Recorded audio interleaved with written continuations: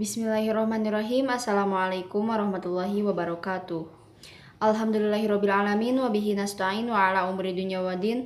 Wassalatu wassalamu ala asrofil anbiya'i wal mursalin wa ala alihi wa sahbihi ajmain amma ba'd. Puji dan syukur marilah kita panjatkan kehadirat Allah Subhanahu wa taala yang mana atas berkat rahmat dan inayahnya kita masih diberi kelancaran dalam melaksanakan kuliah secara online. Salawat dan salam semoga tercurah limpahkan kepada junjungan kita yakni Habibana wa Nabiyana Muhammad Sallallahu Alaihi Wasallam. Tidak lupa kepada keluarganya, kepada sahabatnya, kepada para tabi'in atau tabi'atnya, dan sampai kepada kita selaku umatnya.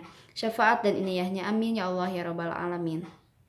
Yang saya hormati Dr. Anes Hajah Hilda Aini Sifa MAG selaku dosen mata kuliah Ilmu Pendidikan Islam 2.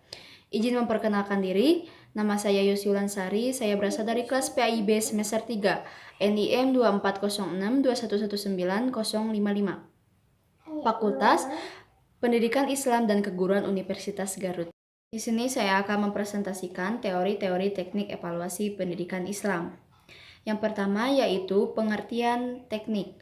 Teknik diartikan sebagai alat. Di dalam suatu teknik terdapat alat-alat untuk mengevaluasi hasil belajar. Sedangkan evaluasi pendidikan Islam adalah kegiatan penilaian terhadap tingkah laku peserta didik dalam keseluruhan aspek mental, psikologis, dan spiritual religius dalam pendidikan Islam. Di dalam hal ini yang menjadi tolak ukur adalah Al-Quran dan Al-Hadis. Jadi dapat disimpulkan bahwa evaluasi pendidikan Islam adalah sesuatu yang kita lakukan atau nilai-nilai yang kita sampaikan kepada peserta didik itu harus mengarah kepada tujuan pendidikan Islam. Kita mau mengetahui apakah strategi atau program-program yang kita buat sudah sesuai dengan idealisme kita atau mengarah kepada tujuan. Itulah evaluasi pendidikan Islam. Tujuan evaluasi pendidikan Islam menurut Abdul Mujib yang pertama yaitu mengetahui kadar pemahaman peserta didik dalam materi pembelajaran, melatih keberanian, dan mengajak peserta didik untuk mengingat kembali materi yang telah diajarkan. Yang kedua yaitu mengetahui peserta didik yang cerdas dan yang lemah, maka yang lemah harus diberi perhatian yang khusus.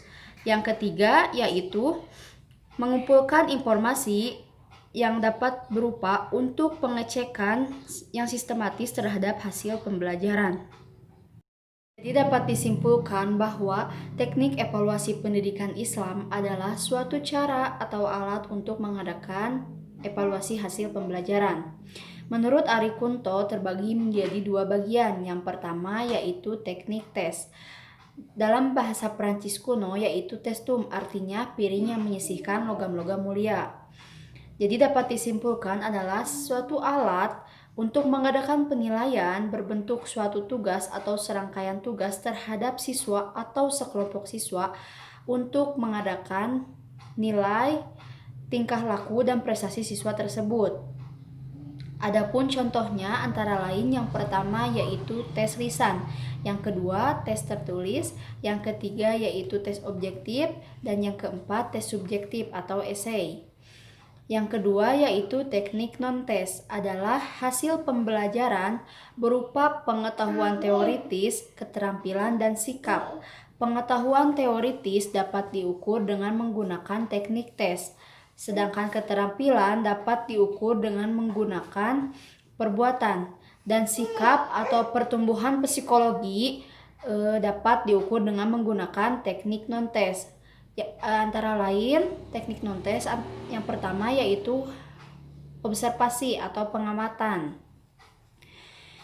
Adalah alat yang digunakan dalam suatu pengamatan terhadap gejala-gejala yang diselidiki.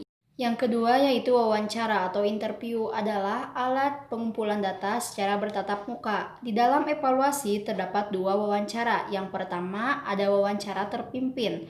Wawancara terpimpin adalah wawancara yang berstruktur dan sistematis, sedangkan yang kedua ada wawancara yang tidak terpimpin, adalah wawancara yang sederhana dan bebas. Yang ketiga yaitu angket atau kuesioner adalah tujuan hak angket adalah untuk mengetahui latar belakang peserta didik dan tingkah laku peserta didik. Yang keempat yaitu sosiometri adalah alat yang dapat mengukur hubungan sosial di dalam suatu kelompok. Jenis tes yang pertama yaitu tes verbal adalah tes yang menggunakan bahasa sebagai alat untuk melaksanakan tes. Terbagi menjadi dua, yang pertama yaitu tes tertulis dan yang kedua yaitu tes lisan. Yang kedua ada tes nonverbal adalah tes yang tidak menggunakan bahasa sebagai alat untuk melaksanakan suatu tes.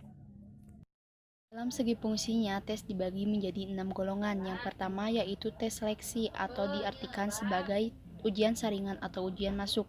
Yang kedua yaitu tes awal, disebut dengan pre-test. Tujuannya untuk mengetahui peserta didik materi yang akan diajarkan apakah sudah dipahami atau belum.